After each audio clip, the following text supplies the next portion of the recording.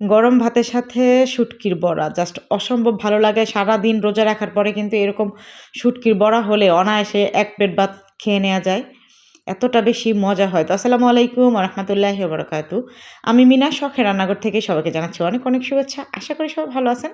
আমিও আলহামদুলিল্লাহ ভালো আছি। তো দেশ এবং দেশের বাইরে থেকে যেখান থেকে আমার এই ভিডিওটা দেখছেন সবাইকে জানাচ্ছি অসংখ্য ধন্যবাদ।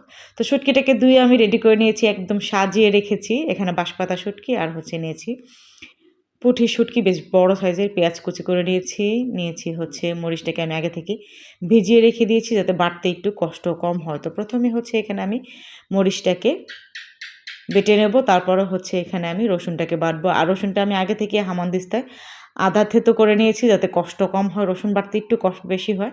আর এখানে অবশ্যই কাঁঠালের বিচি আর আলুটাকে হামানদিস্তায় একটু থেতো করে নেবেন, তাহলে খেতে অনেক বেশি ভালো লাগবে। পাটায় বাটলে একটু বেশি বাটাবাটি হয়ে যায়, সেজন্য বেশি একটা ভালো লাগে না।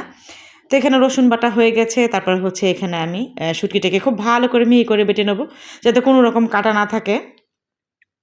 তো সব কিছু একসাথে রেডি করে নিয়েছি। এখন কড়াইতে পরিমাণ মতো তেল দিয়ে দিলাম, মাটির চুলায় জাল ধরিয়ে দিয়েছি। তো তেল গরম হয়ে গেছে, এ পর্যায়ে দিয়ে দিলাম পেঁয়াজ। এখানে প্রায় আধা কেজির মতো পেঁয়াজ আছে। যদি আমি এখানে মেজারমেন্ট কাপে হিসাব করি তাহলে ৫-৬ কাপ পেঁয়াজ হবে। তো পেঁয়াজটাকে খুব ভালো করে ভেজে নিচ্ছি, স্বাদমতো লবণ দিয়ে দিলাম। তো পেঁয়াজটা ভাজতে ভাজতে যখন একদম মজে যাবে তখন এখানে আমি থেতো করে রাখা সব কিছু একসাথে দিয়ে দেবো, আর বেটে রাখা মরিচ আর শুটকি, রসুন। তো এখন খুব ভালো করে কষিয়ে নেব। তারপর এখানে আমি হলুদের গুঁড়াটা ব্যবহার করব। এই আমাদের নরসিংদীর এই শুটকির বড়াটা, বিখ্যাত শুটকির বড়াটা পছন্দ করে না এরকম কোনো মানুষ মনে হয় পাওয়াই যাবে না। যে কোনো জেলার মানুষ এই শুটকির বড়াটা খায় না কেন, মানে অনেক প্রশংসা করে, এত বেশি মজা হয় এই শুটকির বড়াটা।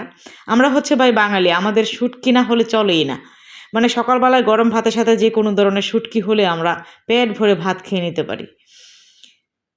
তো এখানে আমি অল্প পরিমাণ পানি দিয়ে দেবো, কাঁঠালের বিচিটা যেহেতু খুব শক্ত হয় সেটা সেদ্ধ হতে, সাথে আলুটাও।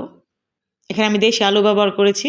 অবশ্যই শুটকির বড়া বানালে দেশি আলুটা দেওয়ার চেষ্টা করবেন, তাহলে খেতে অনেক বেশি ভালো লাগবে। যখন এরকম তেল ভেসে উঠেছে, একদম ভুনা, ভুনা হয়ে গেছে, চাইলে এরকম করেও খেতে পারেন। আমরা পাতায় মুড়িয়েই খাই, তবে সবচেয়ে বেশি ভালো লাগে। মানে বড়ার স্বাদটা কচু পাতায়, বিশেষ করে এই কচু পাতায় মুড়িয়ে ভাজলে বড়ার আসল স্বাদটা পাওয়া যায়। আপনারা অবশ্যই কচু পাতায় মুড়িয়ে বড়াটা বানাবেন। তবে আমি গুল আর লম্বালম্বিভাবে দোনোভাবেই আমি এই বড়াটাকে বানিয়ে আপনাদেরকে দেখাবো। তবে আমার মনে হয় লম্বা বড়াটাই সবচেয়ে বেশি ভালো হয়, বাছতে খুব ইজি হয়, মানে ঘুরিয়ে ঘুরিয়ে সমানভাবে ভাজা যায়। তবে গুল বড়ার থেকে আমরা লম্বা বড়াটাই সবচেয়ে বেশি বানাই। আমার কাছে লম্বা বড়াটাই সবচেয়ে বেশি ভালো লাগে। আপনারা চাইলে যে কোনোভাবে বানাতে পারেন, কোনো সমস্যা নেই। এই শুটকি বড়াটা কে, কে পছন্দ করেন অবশ্যই কমেন্টে বলবেন। আর কে, কে এই বড়াটার সাথে পরিচিত, কে, কে খেয়েছেন অবশ্যই অন্য জেলার মানুষরা কমেন্ট করে বলবেন। তো সবাই ভালো থাকবেন। অন্য কোনো ভিডিওতে কথা হবে। আসসালামু আলাইকুম।